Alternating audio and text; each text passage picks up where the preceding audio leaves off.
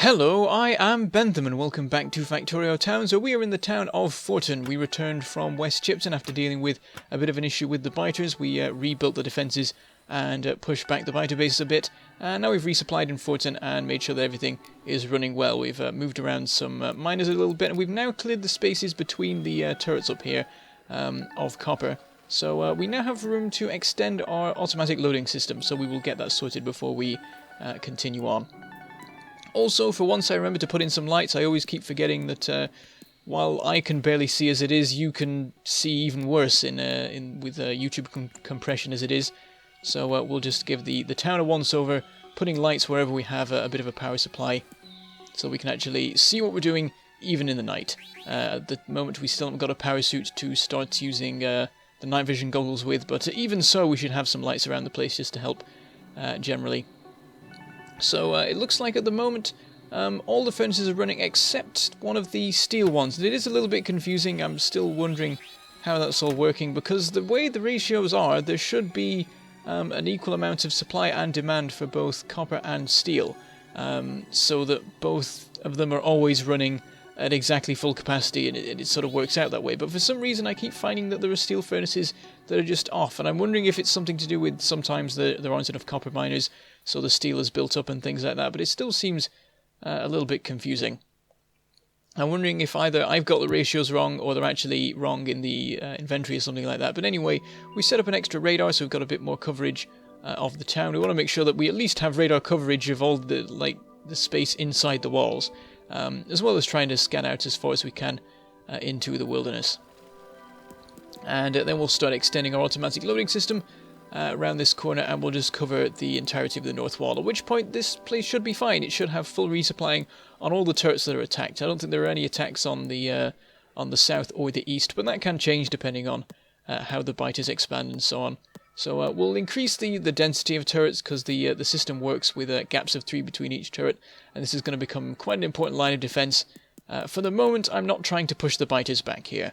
The remaining bases that are sort of inside pollution range are all quite large, and I don't really want to tackle them without some serious preparation. They're not quite on the scale of the sort of things the one base that we dealt with in the southeast, but they're still quite difficult to deal with, I think. So we'll either wait till we've got a power suit, or we'll wait till we've got a bit of time and we'll tackle them with some particularly heavy firepower, or we'll just leave them and let them start attacking and start sort of building a wall. At the moment, the vote seems to be in favour of just hunkering down and starting to just defend rather than keep attacking and pushing the biters back beyond the pollution. And it would be a new approach. It's something I've not done before. I was thinking about doing a series at some point in future about it, but I think it probably makes a bit of sense here as well. The way the lakes are lined up, it definitely makes sense. We can just put walls in between each one, just have a northwest, northeast, southwest and southeast wall, and it'll all be quite neat. The only issue comes when we want to actually advance beyond that wall, which is always going to be inevitable. We'll have to sort of work out how we're going to do that. Though saying that, we have quite a lot in the way of deposits inside the sort of proposed wall range. As it is, it just becomes a matter of space for towns and things like that. Anyway, we have the belts in place, and what I start doing is taking out I empty out all the turrets that have 25 ammo, or just any of them that have more than 10, so that we can have so that there's no extra ammo sitting inside turrets that doesn't need to be, when it can be in loading onto the train and things like that for later. But it does highlight a particular issue that this setup has. It is a bit of a problem with it, but it's sort of, with the different systems you can have, there are different pros and cons, and basically the advantages I've gone for here are that it doesn't require a power supply and it's very compact. So we have underground belts going between the turrets, and then burner inserters taking out the ammo. But there is a bit of an issue with that, because with the way the underground belts and the burner inserters work, they only are able to get the ammo off the belt when it's not moving, which is a bit of a problem, because at the moment there isn't enough on the lines. So it's all moving past a bunch of the burner inserters that are trying to grab it, getting to the end and being loaded into those. And the only way that all the turrets will be loaded is if the entire system builds up, which is not completely guaranteed. It should be okay, because there's not that much ammo consumption. There should definitely be less consumption than there is production. But if there's ever if we just start hunkering down and letting the biters attack, we might get a lot of ammo being used up on keeping the biters at bay, and it could reach a point where it's moving too much and the inserters can't pick it up. Because if we have like one system for the entire length of the walls, there's enough length that like just individual turrets grabbing a little bit of extra ammo can all build up into a sort of constant motion. Or it could just be that the amount of ammo being used up is too much for the production rate. And that is something we need to keep an eye on. It should be okay, but these sort of situations can change. And there's sort of different options I could go for. I could get rid of the compact part of it and have the belts behind the turrets, but at the moment, as you can see, there are miners and all sorts of other things in the way, so we would need to do a bit of messing about with that, and either moving in the miners by just mining away the copper, as we're sort of trying to do at the moment, or by pushing the walls out, which is possible but annoying. And I have to do that for all the other towns as well, and the reason I've gone for the compact option is because every town should be capable of supporting it. But when I was originally setting up the towns, I didn't take into account having an automatic loading system in place, which is where the whole problem sort of comes from. We could also try switching to electric inserters, and that would mean that they'd be able to grab the ammo in time, but then we'd require a power supply, and if for whatever reason the power failed or was a bit slow, then it would affect the loading rate and things like that, and that's a bit dangerous. If the biters manage to knock out some important power pole, then the entire loading system just dies, which is not fun. If I wanted to go for a redundancy option, I could have like burner inserters on one side of the turrets and electric inserters on the other, so that if the power does fail, there's a backup. But maybe that's a bit overkill, really.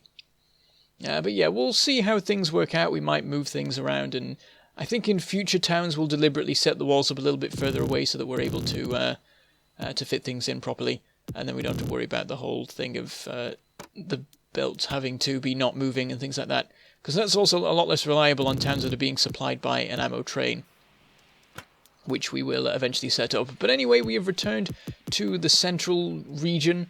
We resupplied at the main base, and we've also gone over to Chipton. It was initially to grab some circuits, and also resupply the current circuits, because I momentarily forgot that we do have a supply of advanced and standard circuits in the car anyway, but we've managed to resupply both ourselves and the car, and then we'll get a bit of work done fixing up the flooring, because we've sort of ignored this one, even though this was like the first town we built. I've still not quite finished the flooring of it. I think it's because I was still working out what the flooring was going to be when I set this up, so there are other towns that do have it fully set up, though I think the majority of towns still need a bit more putting in. But anyway, we've done as much as we can with stone. Unfortunately, we ran out just before we could finish, but we have enough concrete to get everything that needs concrete covered. We managed to mess up the sign for a minute, but I get it fixed up again, and that's fine. And then we'll hop down to Southbridge. For whatever reason, I go outside of the town for this, even though there's an internal path that I can follow. But it is a long time since I visited Southbridge, and while I was in Forton, we did have an alarm go off for a destroyed turret, so I thought it'd probably be a good idea to check up on things. And I think when I set up these defences originally, I was quite short on ammo. We were still running off the ammo supply in the main base, and we didn't have much to spare. So now that we've got a bit more handy, we'll be able to properly set these up, and I added a couple of extra turrets as well. Make sure that we replace the damaged one, and then we'll have a look at the situation with the mining, because we've not paid attention to that for a while, and we've had a lot more steam engines put in since we set this all up in the first place. And as you can see, nearly all of the miners are running, which is a bad sign. It suggests that we are close to not having enough coal being mined at any one time, in which case you start having the power drop, and then the miners slow down, and the power drops more, and you end up in a spiral of horrible power failure, which is never fun. So we'll add in another half a column of miners, and that should be enough to keep things going. As it was, there were a couple of miners that seemed to be alright still, so I imagine there'll be something like 10 extra miners at this point, and it's probably going to be a while before we add in any more steam engines, and I think if we do, we will make sure to come and check up on the situation in Southbridge. But we are nearly mining the whole deposit already, which is quite interesting. It's a big difference from what I'm used to in Factorio, because I always go for the solar option and all the efficiency modules and everything, so coal consumption is usually pretty low. It's just used for plastic and things like that, so we'll have to keep an eye on that, and it might not be that long before we actually have to build a new coal town, which would be interesting. And then it'd be I'm wondering what Southbridge would end up being. I guess it would just end up with some new circuit production in it, because Chipton's definitely going to have some expansion going on, in the future. If my other Factorio series are anything to go by, we will need a bit more production than we have at the moment. Anyway, we'll check the other extra region, like section, district, whatever, of Chipton, which is just West Chipton, because it's sort of closer. And I don't know, it's all very confusing. I need to come up with proper rules for exactly what qualifies as a town and so on. But we'll also work on the defences here. It seems like there's a couple of turrets missing. I don't know whether I just never put them in or whether they got destroyed a while ago and I just forgot about them. It shouldn't be that much of a problem because we do have the defensive line in West Chipton. Any biters that are trying to get to that particular point in Chipton should be coming through here anyway, but as we can see, this place is susceptible to just being blown up if we're not careful. With the extra defences, it should be a lot safer now anyway. But that all looks like it's going well. But we'll hop over to the stone deposit to see what's going on over there. And it was pretty much finished already before there was like one miner left. Now that miner is finished, but I'm just going to leave that in place. I sort of forgot earlier, but I was sort of thinking of just not getting rid of miners when they're done, because I think that would be an interesting way to do it. Sort of like, it was sort of what I was thinking of before. When a town is finished, I'm just going to leave the stuff there, but I keep forgetting. I can't stop my instinct to just like tear everything down to reuse it elsewhere. But I think where possible I should just leave turrets and definitely assemblers and things like that just where they are, even if the town no longer uses them. Just because it has an interesting look to it. Everything you end up with a sort of ghost town feel on some of the older places. And for a while trains might still visit them and things like that, depending on whether there's anything still going on there, things like that. And like the core of a town can shrivel away. I'm sounding very grim now, actually. But you can have the sort of center stop like having any sort of purpose and have new things building up on the outer edges and things like that. But yes, anyway, we're going to deal with some of the biters out in the southeast. Not the southeast, the southwest. Because I'm fed up with them. They keep attacking and it's annoying. And at the moment it shouldn't be too difficult to push them back because the pollution has receded by quite a way. The main contributor to the pollution was the new 2 quarries that we had for stone. And one of them is now empty, and the other one we've just not bothered resupplying from for a while, because at the moment, in terms of stone, we are pretty much fine. So we'll see if we can push back the biters a little bit. Maybe we'll be able to get them beyond the pollution, that would be excellent. At the moment, there are only like half a dozen bases in range, so it's definitely not impossible. But anyway, we've managed to deal with all of the spawners here, and eventually we managed to get rid of the non-big worms as well, and then we'll just ram the remaining ones. That seems to be the best strategy for it.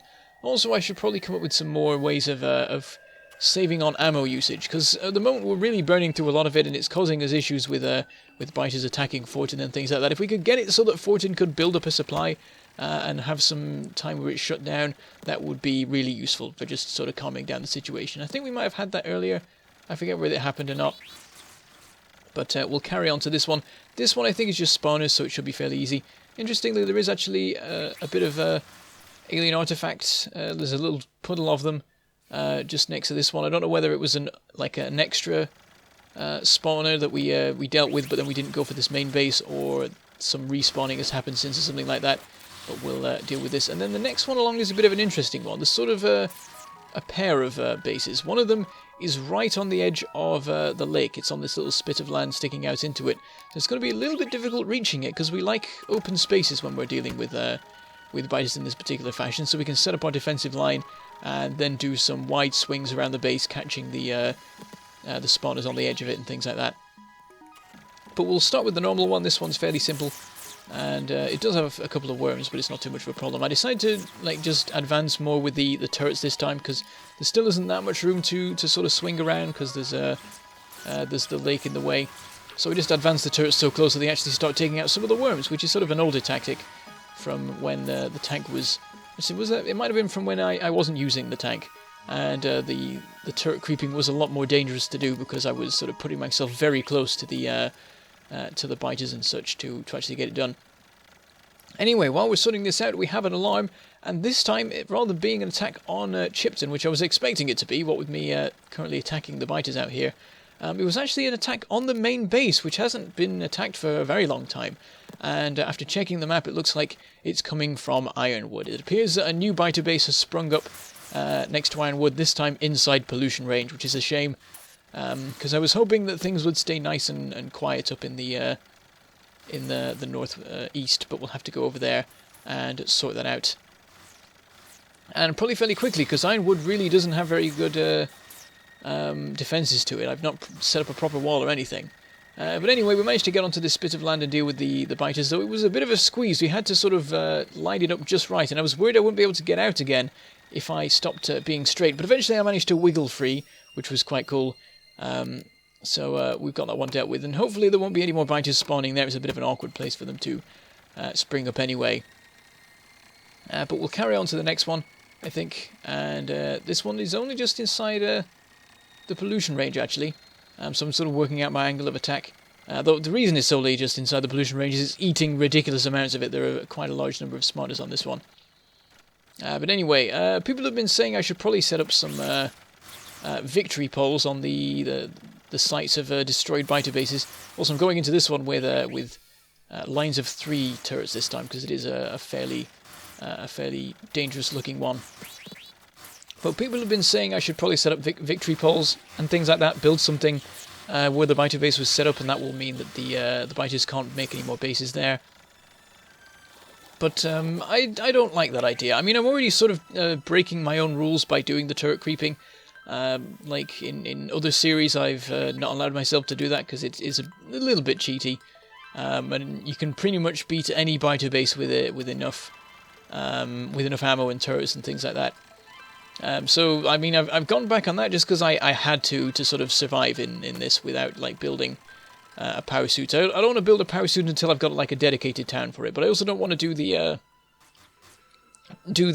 victory pole stuff, because I feel like that's even more unfair, because it means the biters can't build a new base on the site of it, and I can just build victory poles until I've got the entirety of the pollution range covered, and then the biters won't advance anymore, and that's not fair. That stops them being a threat pretty much. I just have to occasionally advance alongside the pollution to make sure that the biter bases are to just push the biter bases back a bit more, and I feel like that's like they should still be a threat. They should be able to advance, and they should be able to attack. I don't really know exactly how the victory polling works, whether it stops them from spawning entirely, or whether they can make new spawn points or occasionally take out the poles. But it's still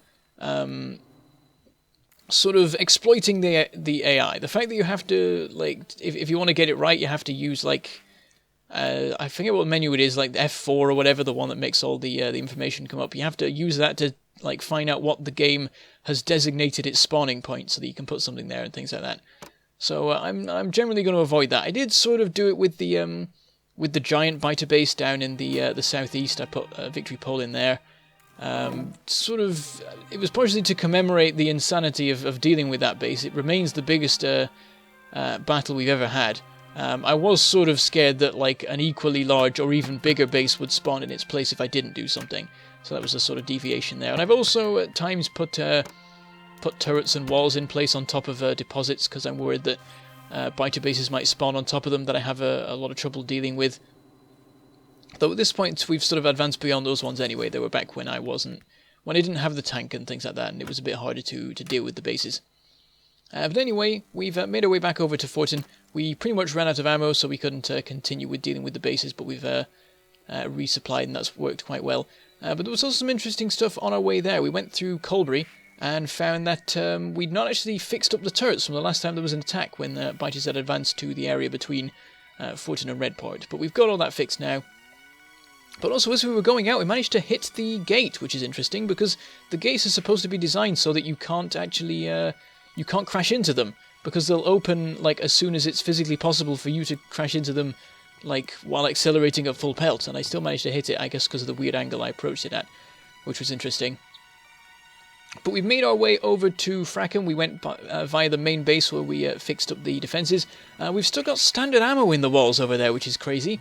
But I'm going to sort of leave it as that for now, because once we dealt with the base up by Ironwood, we shouldn't have any more attacks on the main base anyway, and then at some point we'll be deconstructing the whole thing as it is.